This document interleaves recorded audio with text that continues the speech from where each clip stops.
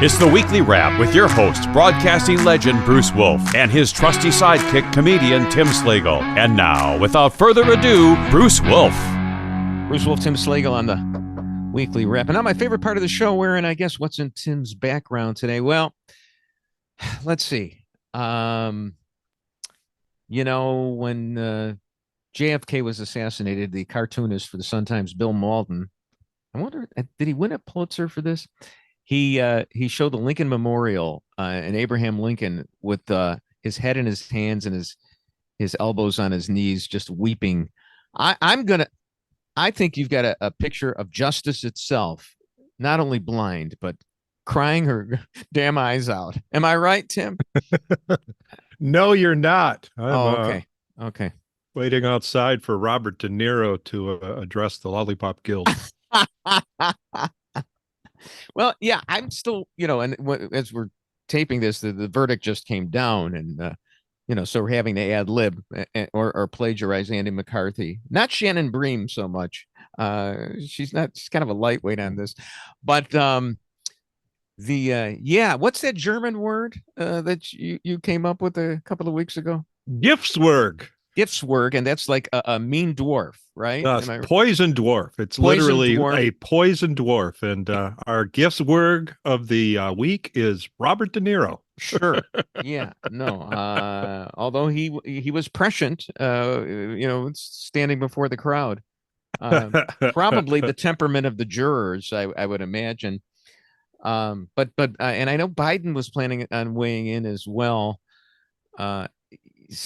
Which, of course, we need Biden to weigh in on justice being served.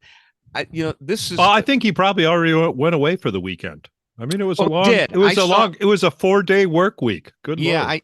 I actually did see his itinerary, and there were Delaware appearances sprinkled in that. So the trial of the last century, I guess, there's recency bias with this, of course, was the OJ trial. I guess I'm skipping the Scopes trial and Leopold and Loeb, and, before TV stuff. Those are relevant trials. Yeah, it didn't matter much. But the OJ trial, and I remember I was absolutely appalled at the result of that. And as it turns out, history bore us all out, because everybody wound up thinking that OJ was guilty. So right now, this apparently is the trial of this century, until we get one in a couple of months, another Trump trial, I guess. But yeah. Well, the interesting thing about that is referencing the OJ trial, how there was a split on the people who the jury of the TV. It was sure. TV then. Now it's a jury of Facebook. Yeah. But back then, it was very split along racial lines. Oh, totally. It was totally along racial lines. And but so how do you think? What they're going to say? Is this going to affect Trump's chances? I'm glad you asked that question. According to a Marist poll, was out before the verdict, 15%, something like 15% said they were more inclined to vote for Trump, and about 17% said that they were less inclined to vote for Trump. But that's a wash. I mean, I don't think anybody really knows. Yeah, that's a wash, but that's just general voting public. It's not split along racial lines. Oh, racial lines? Oh, I'll bet you. Oh, if you want to look on racial lines, I'll bet you. Yeah, Trump identifies. There's a segment of the population that's been saying, "I told you the justice system was rigged." Oh, yeah, there you go. And that Trump's trying to align himself with that. Next thing you know, he's not going to be able to shoot somebody on Fifth Avenue. He's not going to get away with that. Well, actually, if he would have shot someone on Fifth Avenue, he would have probably been paroled already. Yeah, a misdemeanor at most. Or had it thrown out of court. Yeah. By the same DA. So among the many things that were wrong with the trial, well, one was that nobody even knew until after the defense rested what the actual charge was that they were going to go after him for. And it was a violation of federal campaign finance law. And I do note that the defense tried to bring in an expert to. Well, I'm going to take center stage here, because that expert happens to be a very good friend of mine. We graduated high school together. That's Bradley Smith. Oh, yeah. He's a former FEC chairman, and he is the nation's foremost expert on campaign law. And what he basically says is if he would have filed it under campaign expenses, that would have been a felony as well. So I had no choice. Yeah. It's like the way he describes it. He says it's like a suit. Even if you buy a suit that you're only going to wear on the campaign trail, it's still considered by the FEC as a personal expense. And if you try to file it as a campaign expense, you're going to get into trouble with the FEC. So that's interesting. You'd think that on the safe side, you could just file things as a campaign expense, even if it wasn't. But I don't know. And that campaign finance law, it's pretty murky. And you do need an expert to testify. And the judge, by not allowing him to testify, basically most likely was creating reversible error, which judges usually don't try to do. They don't want to get reversed, and you want to give the defense an opportunity to present its case. But all the rulings were against the defense. I mean, the whole case was ridiculous. And I'm just wondering if, in the aftermath of this, we're going to see a lot of more appeal to heaven flags go up, not only on Supreme Court Justice beach houses, but on just the homes of the hoi polloi. Did you see? I think it was a picture, and I think it was a real picture of San Francisco City Hall. Apparently, they got rid of it. Right? Apparently, yeah, they had to ditch their appeal to heaven flag. Yeah, the thing is that that Alito thing. You talk about another railroading. So they have this Jody Cantor of the New York Times who writes this thing and plucks details out, cherry picks details out to make Mrs. Alito look like the heavy in the whole thing. Whereas if you actually just look at it chronologically, event by event by event, I mean, there was this months-long feud between Mrs. Alito and her neighbors, and including the neighbors, who was a woman who, with her boyfriend, moved into her mother's house. nice, and put up an F Trump flag on a corner where there were children getting on the bus for school, and it accelerated from there. And to leave out the details is, similar to leaving out the defense in this case. And I think the Democrats are so cynical, they fully expect this to be reversed on appeal. Wouldn't it be funny if in 3 months Trump is actually sentenced to Rikers Island? Then I think he wins by acclamation. And I, as a matter of fact, I'm not really on the fence in this election, but if he were in Rikers Island, I think I'd vote for him several times in several different states. Sure. Absolutely. I mean, it's I brought up the example of Nelson Mandela in the past. Yeah, that sure didn't help it hurt his election chances. In fact, right. I mean, I got to give Trump credit because when he came out, he was very calm about it, and he still managed to get a campaign speech in there, mentioned how bad the border crisis was and how our country was going to hell. So it's great that he was able to make it into a campaign spot as well. But in addition to saying the case was rigged several times. Well, the felon vote traditionally has gone to the Democrats, but I think that might change this election. It's very well. A lot of things are going upside down right now. I mean, you've got Hispanics who have lived in the country a while, who actually had to wait in line to get into the country, not so keen on the porous border. So, yeah, a lot of stuff is. And the latest polls. Virginia apparently is actually in play supposedly right now, and it shouldn't be.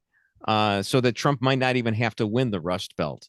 It's a possibility. But it's time for the Tim Slagle betting odds update. Okay, Cole. and now it's time, yes, for the Tim Slagle betting. We got so many things. We got so many. Trump is up by 16 points in the betting polls. Well, and he's up by. I saw one poll. I forgot which one it was. Among independents, he had a double-digit lead. Which that's the ball game, if that happens. So it'll be interesting because, the Democrats are constantly relying on these verdicts to matter. Obviously, the rape trial didn't matter. And, I mean, I guess Well, it matters to it. I guess it matters to this extent that maybe any other candidate that the Republicans had put up would be winning by a landslide. Although right now it almost looks like an electoral landslide for Trump. I mean, we'll see how things shake out in the next few days. I don't think the rape trial was intended to hurt him in the polls. I think it was to decrease his liquidity. Uh-huh.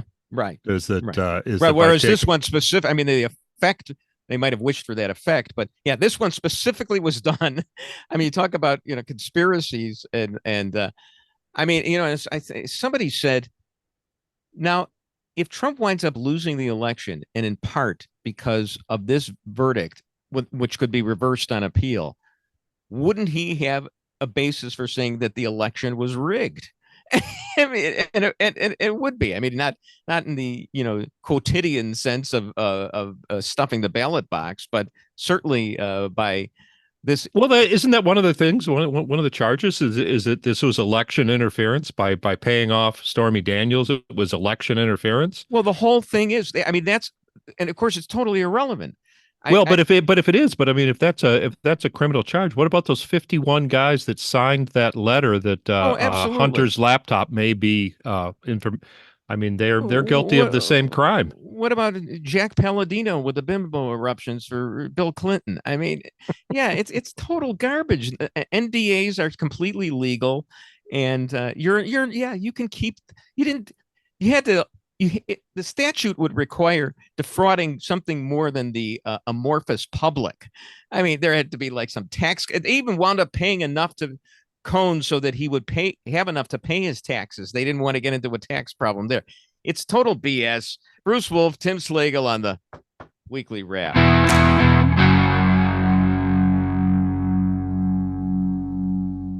You can't say what you want to say anymore. You get in trouble for having an opinion. I got in trouble for going to AmFest and saying that I love this country. The news, as you well know, like what's true, what's not. You got in trouble for telling the truth. Where did you spend COVID? I had a very interesting start to COVID. I was doing ayahuasca in Peru. For real? The people in charge, the U.S. government even, is more demanding that people just read the script. Why do you think that is? They're poisoning our air, they poison our food, and I'm like, this is really affecting me now. Yes. Do you take the UFO story seriously? And what do you make of it? I don't know the truth either. Does anyone know the truth? I mean, No. That's what we're trying to figure out. But you think there is truth? Bruce Wolf, Tim Slagle on the Weekly Wrap. So, for a while there, I was really worried about Danica Patrick because, I mean, she was fairly hot, especially for a race car driver. Sure. Hotter than AJ. Well, Foyt. she was actually the first. She was actually the first, wasn't? Was there a female race car driver before her? Oh, Janet Guthrie, many years ago, decades ago. But Danica's hot. She was a race car driver. I mean, you knew that there were some flaws there when she was dating Aaron Rodgers. Okay, maybe that was the first thing, but she. And then I read this, that she has this podcast or something, and she's interviewing all, these luminaries. She manages to attract some very bright people on her podcast. And I was getting a little upset here because, that's not an even distribution of talent. I mean, you don't get to be a race car driver and hot and a great podcaster, but then I was relieved that she actually deigned to talk to Tucker and didn't bother vivisecting him over the many things that she could have. So I felt good about it, but I have no idea what she actually. I'm sure some of the things she said were just fine, like the stuff that we had in the clip. But a friend from high school who's not Bradley Smith sent me a meme, and he said, "Well, my favorite Tucker is still Michelle Obama." Wait. I'm missing the joke. Stop the tape. That's okay. I'm sure everyone else got it. Everyone else got it. Oh, my favorite. Oh, my goodness. Oh. Boy, I'm really slow on the uptake. It's old age. I'm in my dotage right now, but I finally did get it. You know why? Because I actually have Michelle Obama on the brain, and I'm trying to remember why. I think it comes up somewhere else. I think it's as Bill Walton died. Okay, and President Obama, Bill Walton, the basketball player yeah. and everything. Don't tell me you were about to get him on the show too, and then he died. But anyway, that would be my luck. That's the way my our luck near tends to misses. run. It's unbelievable. Hardly a Gertzwig or whatever, a Giftswerg. Bill Walton. I mean, he was a mountain of a man. But anyway, Bill Walton died in a Memorial Day. My Twitter feed was filled with all these tributes to Bill Walton, including one from former President Obama saying how he and Michelle were upset about his death, that he was a wonderful American and human being. And it just reminded me how little we've heard from Michelle about the women who were raped and murdered in Israel on October 7th. And, I'm glad that she can, get it up here untuck for but it just did remind me of that. There we go. So I had Michelle on the brain there. So that's my excuse. So are you familiar with this woman, Jamel Hill? She used to work for ESPN. She's she's a radical Sure. black activist, horrible woman. She basically was lecturing us on Twitter on the greed of McDonald's because apparently McDonald's has raised their prices at more than triple the rate of inflation since 2014, and they're just using inflation as an excuse. And I'm just wondering, if Jamel Hill lowers her rates based on the need of the public to have juicy tidbits on Twitter from her. Well, I don't know what the demand for Jamel is. So not much, probably for the McDLT, about the same. But well, here's the thing. Here's the thing that she's ignoring is that federal minimum wage was $7 an hour, and not that long ago, and they just passed a law in California that it has to be 20 now. Right. So wages tripled. And wages are responsible for 36% of the cost of a hamburger. So, wages have gone up. I got an argument on this on Twitter, so I had to research. Oh, okay. No, I got glad you came prepared. But I mean, it's just a simple one. I mean, if you don't like a McDonald's, go to Wendy's. Oh yeah, theirs are high too. So maybe there's an antitrust case that we could have against Big Burger. Didn't Biden mention that in his State of the Union? He was very upset about Big Burger, about price gouging. Shrinkflation. Shrinkflation. I think he was talking about. Which I thought was George Costanza's complaint after being in the pool. But all right, so that's what happened with her. Then, did you see that there was actually a shooting in Winnetka? What? Yeah. Apparently some guys were trying to steal a guy's car in Winnetka. I mean, a guy who lives in like a $5 million house, and he actually had the temerity to take out a gun and start shooting at them. And there were a lot of shots. Former partner Dan Prof said that he heard that that the guy's a partner at Kirkland Ellis. Okay. That's a silk stocking law firm. And he shot 30 to 40 times, or they shot 30 to 40 times at him. Nobody was injured on this. And of course, everybody's I would think, that the Good Burgers of Winnetka, not related to any fast food, would want to charge this guy. Well, you know what? For making 30 to 40 times. I would sentence him to rifle lessons. Well, he wasn't. They shot at him. They shot at him. I don't know how many times. Right. But if you don't hit anybody, if nobody got hit, that means that they were creating a dangerous situation there, and he was. And you know what he should have done? Remember, I think we read this just a couple of weeks ago, that in Toronto, didn't the mayor in Toronto say that people should leave their keys out on the porch for robbers so that we don't have, violent confrontations? What you do is you put your car keys in the door, put your house key in the door lock with the car keys attached. Yeah. Because what's happening in Canada is people are breaking into the homes just to get the key fob so that they can start the car and take the car. So it's just they won't, if you leave your door open with the keys to the car in the lock. And it's This is, Michael Moore, if you remember in his, I forget which movie it was, but he went around Canada checking and said, "Oh, look, all the doors are unlocked in Canada."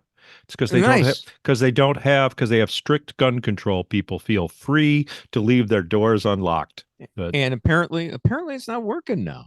Is there who's committing the robberies in Canada? car thieves. Yeah, but what thieves. kind of car thieves? I mean, what's their? Oh, we can't mention their demographic.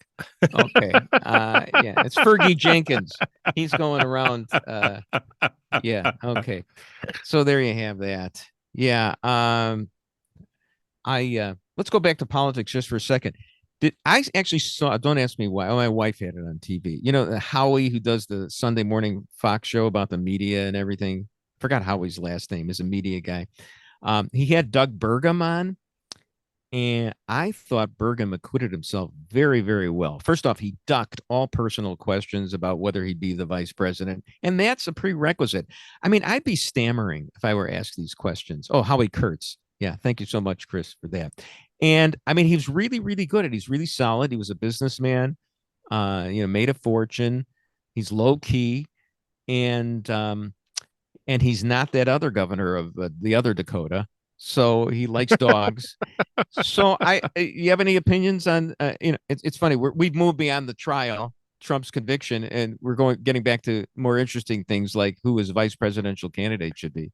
Do you like Doug Burgham at all? Do you even know who he is? I have no idea who Doug Burgham is. Okay. And I think what my mom told me, she said, you know what? He has to nominate a woman.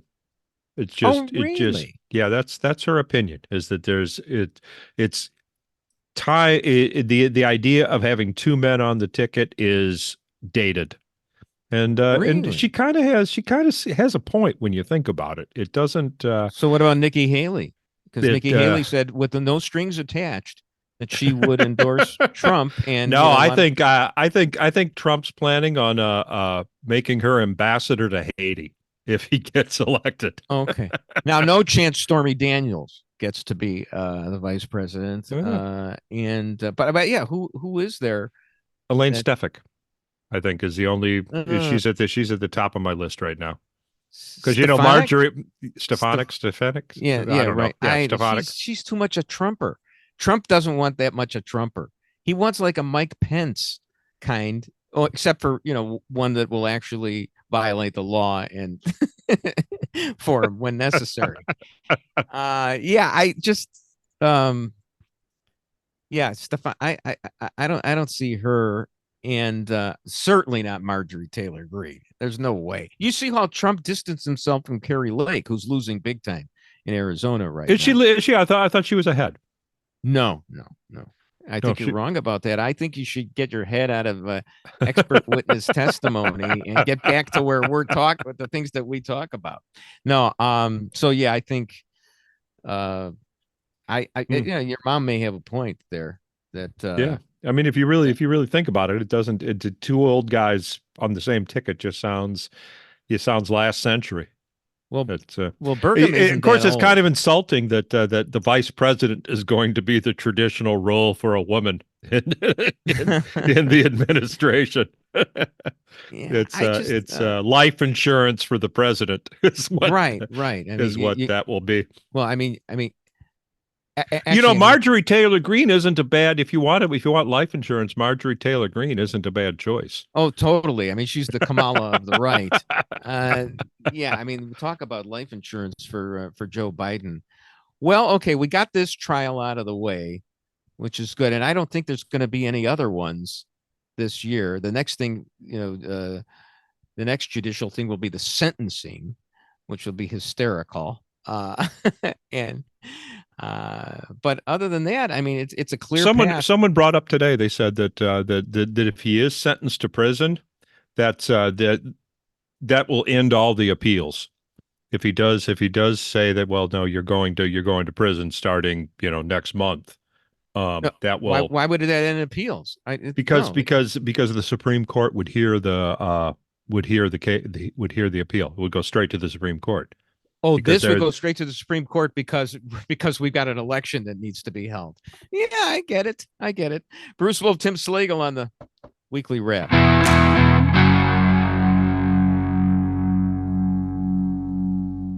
The reality is the effects of climate change are already upon us in terms of our transportation. We've seen that in the form of everything from heat waves that shouldn't statistically even be possible, threatening to melt the cables of transit systems in the Pacific Northwest, to hurricane seasons becoming more and more extreme, and indications that turbulence is up by about 15%. Bruce Wolf, Tim Slagle on the weekly wrap. I'd sooner believe that Chinese weather balloons cause turbulence more than climate change. I don't even care, because what are we going to do about it? What are we going to do about the turbulence? Stop flying? Well, I mean, that's if we really want, if we really are serious about limiting the amount of CO2 that we're putting into the atmosphere, that's what we're going to have to do. We're going to have to stop burning all fossil fuel, so it's just going to be commercial jets are going to be grounded. It's just going to be private jets just for government officials and, for Al Gore when he has to fly around the world to tell everybody about their Greta Thunberg. Yeah. So thank you, Pete, for tossing in that gem. Yeah, Mayor Pete from the Department of No Transportation.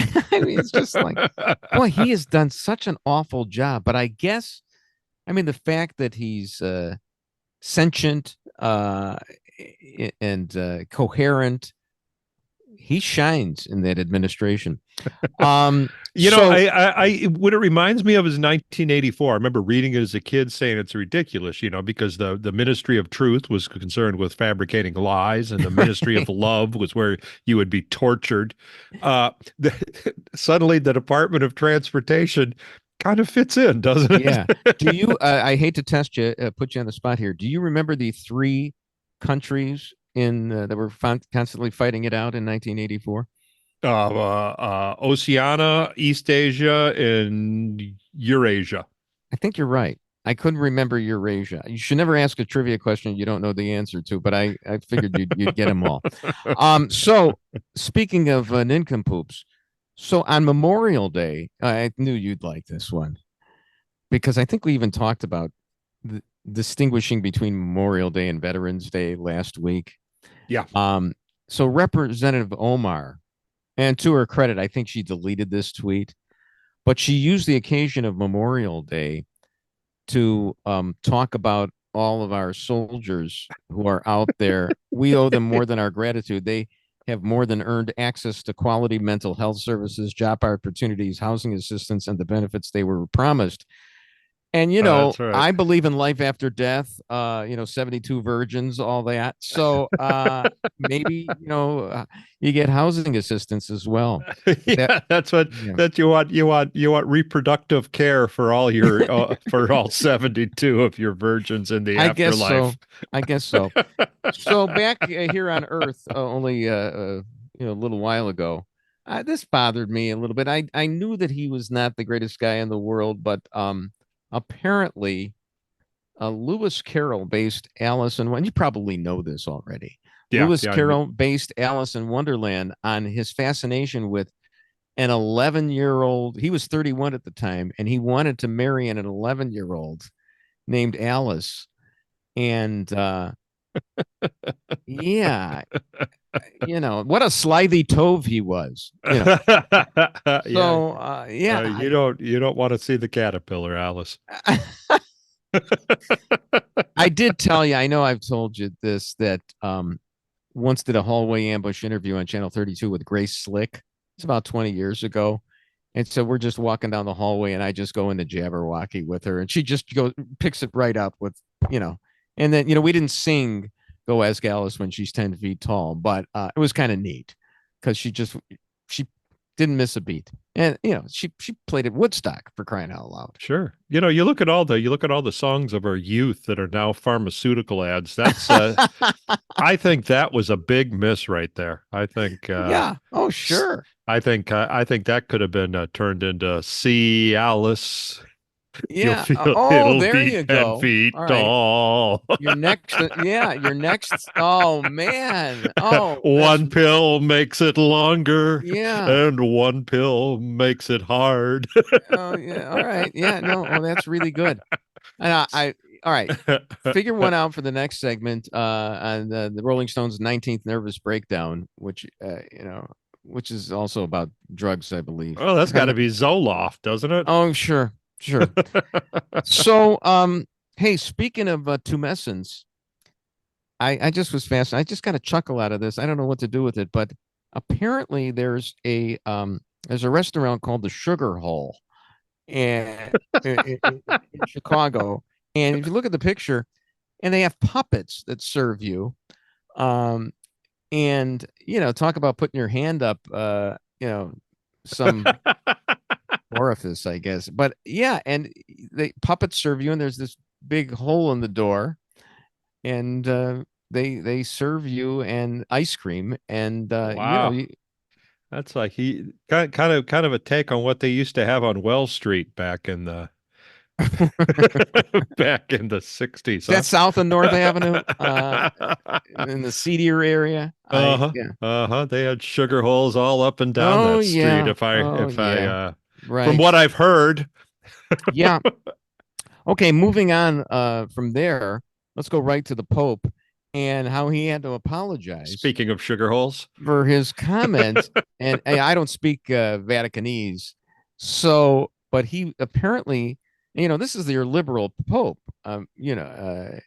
Palestinian, all that, and there's a Palestine word, not Palestine. There's a Pope that a word that he used in popish. Italian. He's spoken popish. Procchiagine, which I can't even say the English word. It sounds like the top thing on the pasta menu, doesn't it? Well, and it sounds like something that Olive Garden wouldn't even dare. Oh no, you got to go to a real nice Italian restaurant to get the frogagine. Yeah, right. So yeah, he wound up apologizing. He didn't realize how offensive his comment was. Well, I mean, what what did he expect? you know what? In his By the way, he said there were too many homosexuals in going into the church right now. That's what he said. Right now. Exactly. Yeah. So yeah. I mean, no, there is something to be said that there's a certain contingent, I think, of the clergy and the Catholic Church that kind of enjoys the outfits. Sure. A little too much. Who wouldn't? Speaking of that, so there's this show that was recommended by the Commentary Podcast. It's called Evil. It started on CBS, and I think it's moved over to some Paramount or whatever. And it's had 4 seasons, and it's supposedly fantastic. It's all about exorcisms and whether the people are suffering from psychological disturbances or exorcism, and it's horrifying, and it's comedic, and it is all that. And the protagonist is pretty hot too, whether you are thinking of the black guy or the white woman, who are attracted to each other. My wife and I started watching. We've watched like 4 or 5 episodes, but already, and this was recommended by a Neil Kahn podcast. Already, there were 2 sops to political correctness in the show. One was that they thought there was some kind of supernatural occurrence for this woman, this young black woman who'd been laid out in the morgue, and after about 45 minutes, just all of a sudden came alive again, defying all scientific explanation. So they thought it was some kind of miracle, but it turned out that the doctors, because she was black, had not tried to resuscitate her as long as they would a white person, and then they discovered that this was happening throughout the hospital, and basically had a civil rights suit. Okay, sure, absolutely has to happen that they don't try to resuscitate black people as much as white people. No, so that's sop number 1.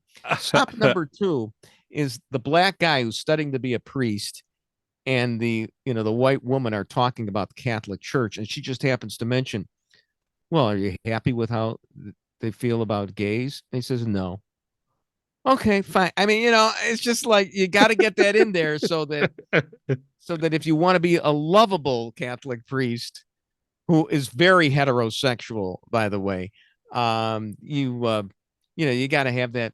I don't like the gay thing. No, I want the Pope to recognize gay marriages. Yeah, it's another one. It's another one where the priest is actually having something on the side.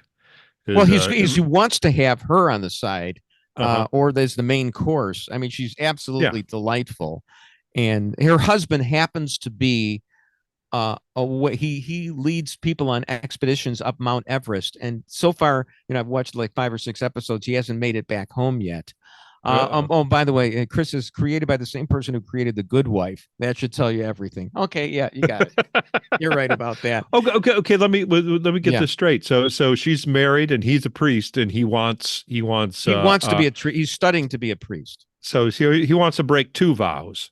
So it is, more or less, and that's okay. That tenet of the church is okay to violate, but God forbid, the laws against sodomy.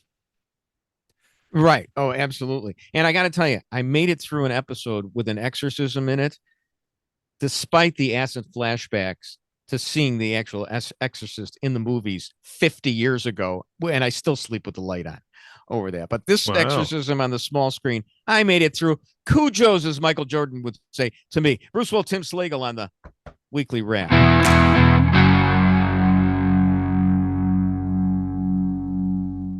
Take a bite out of it while it's lit. While it's lit? Say, oh, I'm kidding. This is an excellent shirt, by the way. I've got one of those. This is your shirt. That's my shirt. It is. Whack!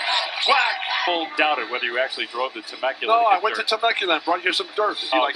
You do it like this. You get it. You sort of rub it on. You get it, and then you just sort of, okay, now I'm ready to go. It's National Popcorn Day, please.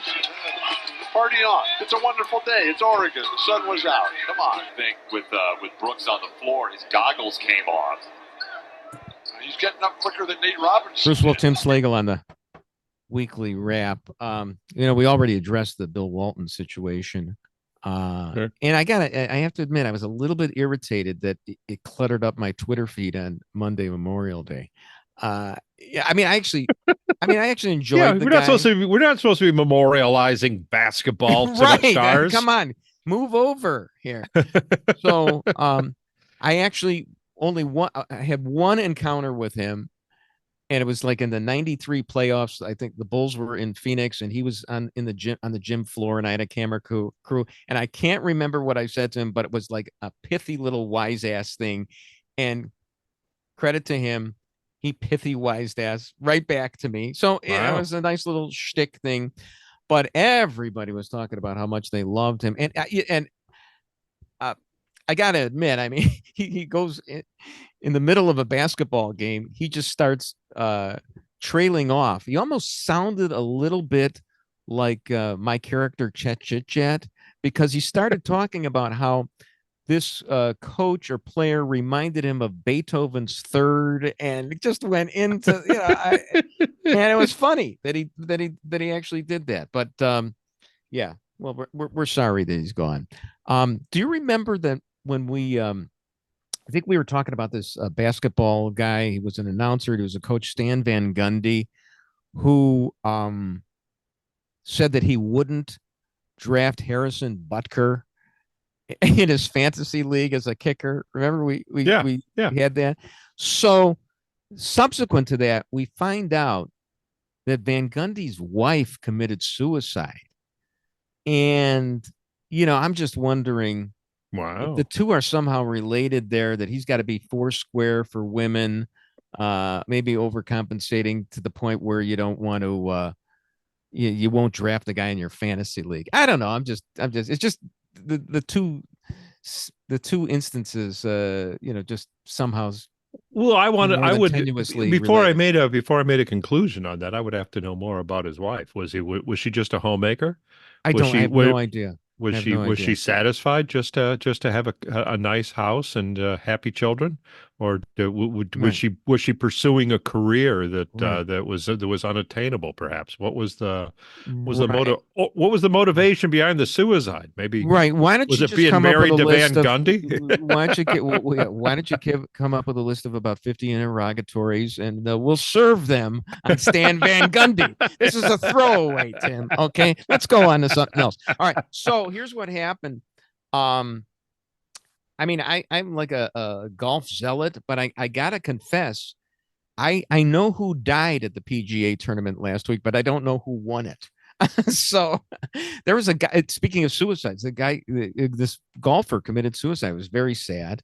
His name was Grayson Murray. He had all kinds of problems that were well chronicled. And, and it was very scary. How was he playing that day? Well, actually, he withdrew from the tournament the day before, like the Saturday, like with like 2 holes to play. And people knew that there was going to be problems. And, I mean, it was a very sad situation. Meantime, is this the same? Yeah, that's how I was going to go. Scotty Scheffler. Go ahead. No, Sorry. Scotty Scheffler, the charges were dropped against him. I mean, was this the same tournament? No. That was Scotty Scheffler was the week before, and at the PGA, and they dropped the charges against him, and with both sides saying they're not going to go against each other, but it's like, this is like seeing the negative of a photograph of our times, because we're always thinking of police brutality against minorities, but I mean, here's a white guy who the charges were dropped, and all the cop did was hold on to the car to try to stop it. Well, right. And actually, the cop actually wrote a statement, and it was interesting because you expect like lawyers to write these things, and it looks like, I just glanced at it, that everything was spelled correctly, and it may have been drafted by a lawyer, but there's a sentence in there where I swear he says that Scheffler drug him down the street. And last time I heard, I don't think drug is the past tense of drag, but I think it's kind of neat that they left that mistake in there. Unless you're on a date with Cosby, I guess. Huh? Exactly. Here's the thing, and this is it surprises me. The standard thing that no one has said. Oh yeah, well, he just drove on. If that was Tiger Woods, he'd be dead. Oh my goodness. There one more golf thing. There was Lexi Thompson, age 29, quits golf. Well, the reason is because she started as a pro when she was 12, and she's burnt out at age 29. Now, Mozart retired at 35, had to, dead, but Lexi, boy, oh boy, she hadn't done too well in the last few years, but that's really something when your career is over at age 29. I thought maybe she was going to pull a Harrison Butker and decide, okay, I'm going to be a homemaker now. Now I'm going to do that. She was with the golf tour at 12. Like 12, yeah. Wow. Yeah.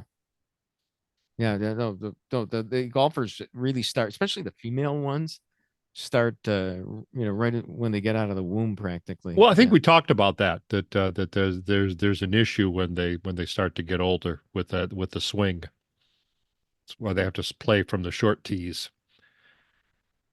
Oh yeah, right. Well, we're not allowed to mention that stuff that gets in the way. Well, actually, Ben Wright, the CBS commentator, was fired because he said that. Yeah. He absolutely said that. So that was a problem. Oh God, so we're not going to say please fire us. Yeah, right. So mercifully. Did you see that Justice Sotomayor says that she has cried when conservative decisions had come down from the court? And I was thinking that Justice Alito could take the corner of an upside down American flag and wipe her tears away. But yeah. Well, actually, I would like to see if Justice Sotomayor intends to fly a flag this June in front of her house. Exactly. Exactly. Do you think any of those 3 justices are going to put up a rainbow flag in front of their house? I'm wondering. Yeah. Yeah. Well, I mean, somebody was joking that, they've gone after Thomas and Alito, so Gorsuch is going to be next, or Amy Coney Barrett's going to be next because her husband has the temerity to practice Kavanaugh. law. Yeah, my money's on Kavanaugh. Well, they've That's already good. done Kavanaugh. Yeah, I know, but they're going to find a new witness. They're going to find a new witness, and then Roberts and Gorsuch are going to be afraid to say anything. Hey, I'd be remiss if I didn't do a little bit of Bruce's Jews news right here. Uh-oh. The latest is that, there was that explosion that killed a number of people in Gaza. And, the Israelis had been retaliating for all those rockets that have been sent towards Tel Aviv. I mean, the thing that nobody even gets upset about, it seems, is that, it's the first time in like 9 months that rockets had been shot towards Tel Aviv. And I'm thinking, why would anybody ever accept anything like that? I mean, they should have destroyed Hamas in the last 20 years. Oh, no, it was the first time in 9 months. So they retaliated for this. And originally, even Netanyahu was saying, it was an error. He was trying to be remorseful. And he shouldn't have, because what they sent, the ordnance that they sent, was not big enough to cause this explosion, quite a bit of ways. And what happened was that the shrapnel probably hit some Hamas weaponry that then exploded and then killed those people in the tent. So, I mean, that's what happens. But, yeah, all Israel had to do was put their finger in the barrel. And right, yeah. Awful. If cartoons were real, huh?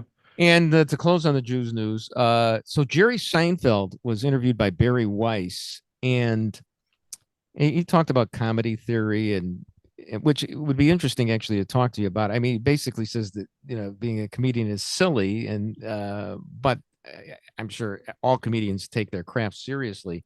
But what he did, another thing he said, was that he missed dominant masculinity, like he had when he was growing up. And if you watch Seinfeld, of course, Superman is his hero. He's always talking about Superman and always referring to that. And I mean, that's so Harrison Butker-ish, that Jerry Seinfeld. I mean, yeah, sure, he'll do it with he'll have better delivery on it. What's the deal with the superior females? Okay, that makes it funny, Jerry. I guess that's the comedic loss to it. But it was just kind of interesting that he said he missed dominant masculinity. It could explain why he married a teenager. He broke up. Didn't he break up with that one girl, and then he married the young girl, right? And he's been married to her for a long time. Sure. I mean, it stood the test of time, like Woody Allen and Sun Yi. So, the proof is in the pudding, and the fundamentalist Mormons are on to something, huh? I think so. But anyway, I mean, yeah, if Jerry Seinfeld can start, because I mean, the show Seinfeld, people still use it as a cultural totem, even though it went on the air more than 30 years ago. Did you like Seinfeld? Not like there's anything wrong with that. Exactly. Bruce Wolf, Tim Slagle on the Weekly Wrap. And that's the Weekly Wrap on radio and television. Follow Bruce at Bruce Wolf Shy on Twitter and Tim at timslagle.com. The Weekly Wrap with Bruce Wolf, a CP Pods production.